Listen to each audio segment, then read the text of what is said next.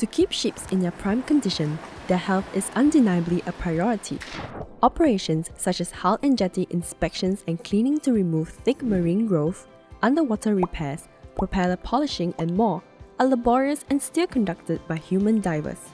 Besides being underwater for long periods of time, divers could also be exposed to strong winds, heavy rains and unpredictable underwater currents which make their job dangerous.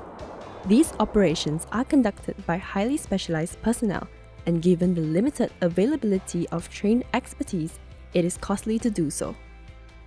Although there are several commercial solutions in the market, they are limited in capabilities. Curved surfaces, inspection holes, and more complex shapes like the propellers are out of reach. Additionally, the solution for cleaning of jetty piles should be a small, nimble yet powerful system to maneuver and strip marine growth between them.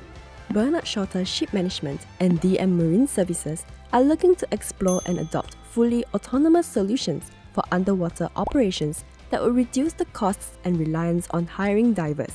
Engineers on board the ship should be able to easily deploy and operate the solution. The solution should be able to perform propeller polishing and oil cleaning and removal of thick marine growth at jetty piles. It should also be able to access hard-to-reach areas.